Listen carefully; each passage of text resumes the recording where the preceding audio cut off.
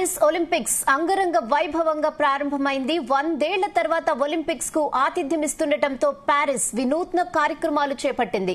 Olympics చరిత్రలోనే ఎన్నడూ లేని విధంగా ఓపెనింగ్ సెరమనీని బహిరంగంగా నిర్వహించారు. ప్రారంభ వేడుకలకు సెయిన్ నది వేదిక అయింది. ఆస్టార్లిడ్జ్ బ్రిడ్జ్ నుంచి మొదలైన పరేడ్ ట్రికోడెరో వరకు సాగింది. నదిలో 6 కిలోమీటర్ల మేర ఈ పరేడ్ జరిగింది.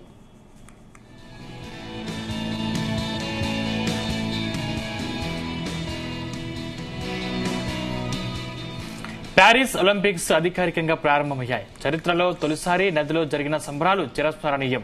నదిపై జరిగిన 6 కిలోమీటర్ల పరేడ్లో 85 పడవలపై 6,800 మంది అథ్లెట్లు పాల్గొన్నారు. ఈ వేడుకలను చూసేందుకు 3,20,000 మందికి పైగా ప్రేక్షకులు హాజరయ్యారు.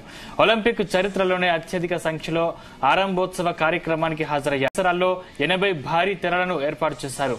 ఫ్రాన్స్ అధ్యక్షుడు ఇమాన్యుయల్ మేక్రాన్, అంతర్జాతీయ ఒలింపిక్ కమిటీ అధ్యక్షుడు థామస్ బాక్, వివిధ క్రీడల్లోని దిగ్గజ అథ్లెట్లు, వేర్వేరు రంగాలకు చెందిన ప్రముఖులు పాల్గొన్నారు.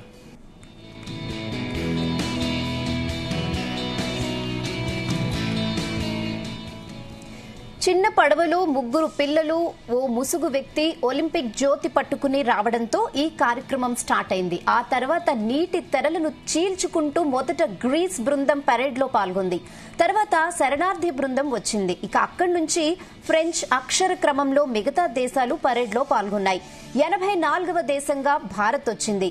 పరేడ్ సాగుతున్నప్పుడే పాప్ సింగర్ లేడీ గాగా ప్రదర్శనతో అలరించింది. నదికి 2 వైపులా కళాకారుల ప్రదర్శనలు, విన్యాసాలు కొనసాగాయి.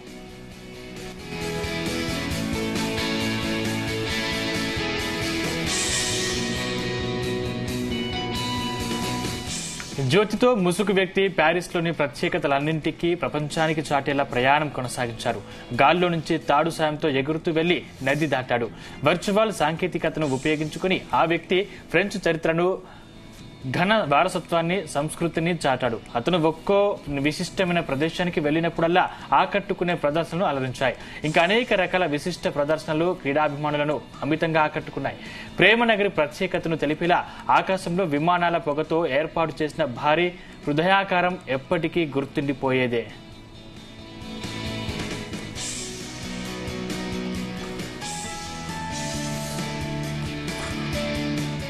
ఇక పరేడ్ లో మన భారత్ అథ్లెట్స్ ఉత్సాహంగా పాల్గొన్నారు. Badminton star PV Sindhu, table tennis దిగ్గజం శరత్ కమల్ పతాకధారులుగా వ్యవహరించారు. ఈ ఇద్దరు త్రివర్ణ పతాకాన్ని పట్టుకుని ముందు నిలబడగా వీళ్ల వెనకాల మన అథ్లెట్స్ తో పడవ సాగిపోయింది.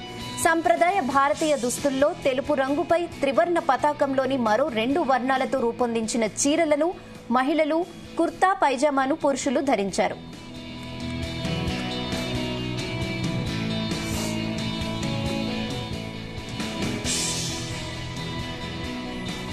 భారత బృందం నుంచి అథ్లెట్లు, ప్రతినిధులు కలిపి 78 మంది పరేడ్ లో పాల్గొన్నారు. ఇవాళ రేస్ ఉండటంతో రోయర్ బాలరాజ్ ప్రారంభోత్సవానికి దూరంగా ఉన్నాడు. న్యూజిలాండ్ తో మ్యాచ్ కారణంగా భారత హాకీ ఆటగాళ్లలో 3 రిజర్వ్ ప్లేయర్లు మాత్రమే సంబరాల్లో పాల్గొన్నారు. భారత track and field, waiting lift, wrestling అథ్లెట్లు ఇంకా ప్యారిస్ చేరుకోలేదు.